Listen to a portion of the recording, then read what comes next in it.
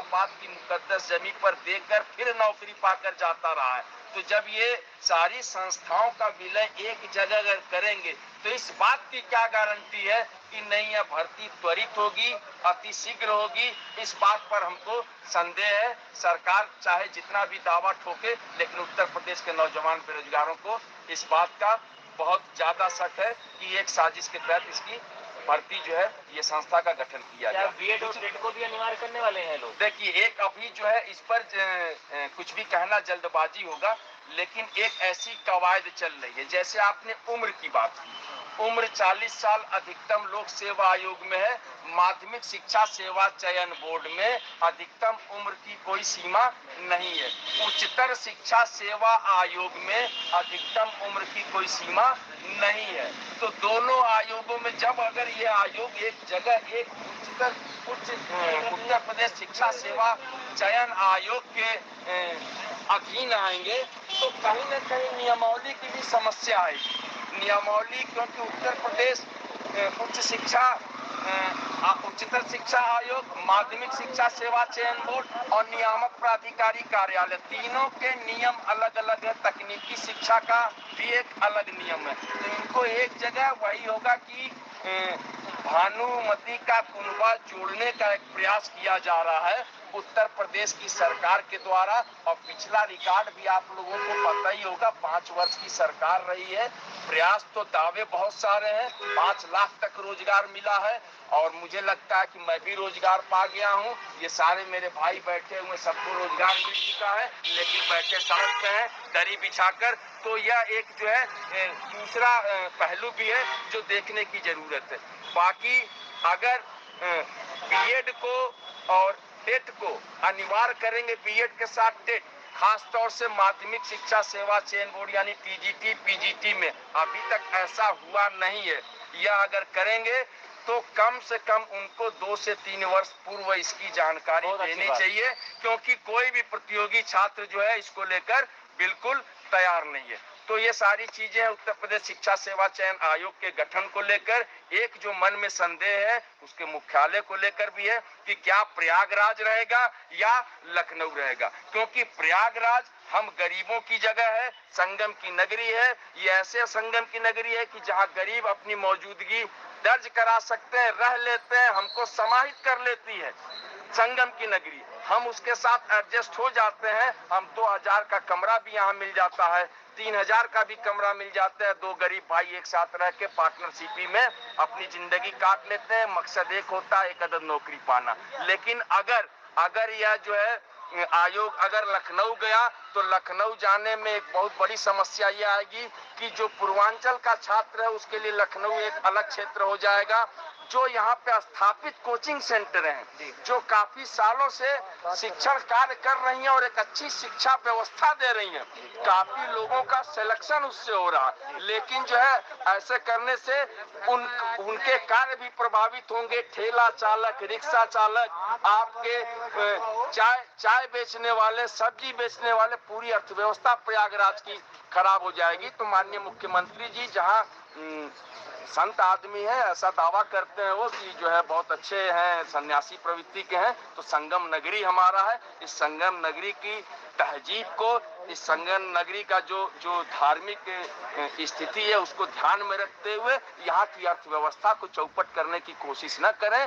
प्रयागराज ही मुख्यालय रहे ताकि जो गरीब प्रतियोगी छात्र है वह यहाँ पर रह सके। और दूसरी चीज है, उत्तर प्रदेश शिक्षा सेवा चयन आयोग का मुख्यालय लखनऊ रहने से राजनीतिक हस्तक्षेप बढ़ सकता है। एक शुचिता का सवाल है, पारदर्शिता का सवाल है। आप यूपी ट्रिपल का जो है पिछला रिकॉर्ड आप देख चुके हैं, तमाम जो है भर्तियों में क्वेश्चन मार्क है।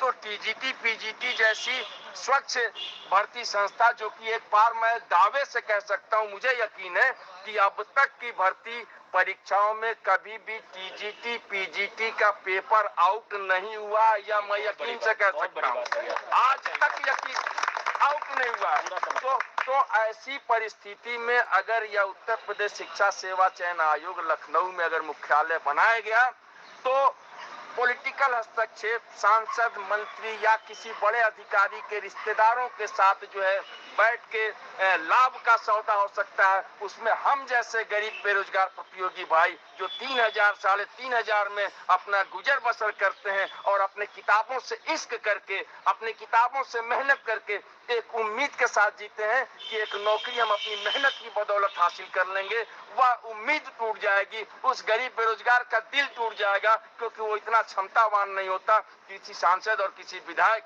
और किसी अधिकारी से अपनी सिफारिश करा सके। तो इसलिए मैं कहना चाहूंगा कि उत्तर प्रदेश शिक्षा सेवा चयन आयोग का गठन हो तो इसको ध्यान में रख के कि मुख्यालय प्रयागराज में हो और जो वर्तमान में भर्तियां चल रही हैं उनको चलने दिया जाए और इसकी भी व्यवस्था किया जाए कि अगर यह गठन हो रहा है तो त्वरित गठन करा के भर्तियां त्वरित कराने का प्रयास करें। सिर्फ मंच पर बोलने से 5 लाख 6 लाख बेरोजगारों को नौकरी देने का कार्य किया गया, यह सही नहीं है। धरातल कुछ और है, जमीनी हकीकत कुछ और है। बेरोजगारों की एक लंबी फहरिस्त है उत्तर प्रदेश में, बलिया से लेकर सहारनपुर तक अगर आप महसूस करेंगे तो चारों तरफ बेरोजगारी का हाहाकार मचा हुआ है। इसलिए मैं माननीय मुख्यमंत्री जी से भी कहना चाहूंगा कि आप इस दर्द को महसूस करिए, उत्तर प्रदेश शिक्षा सेवा चयन आयोग को प्रयागराज में ही रहने दीजिए और त्वरित भर्ती कराइए, अधिक से अधिक विज्ञापन दीजिए ताकि अधिकतम बेरोजगारों को नौकरी मिल सके। जानबूझ किसी तरह लेट कर रहे हैं कि दोनों आयोग को मर्ज कर दिया जाएगा सारे,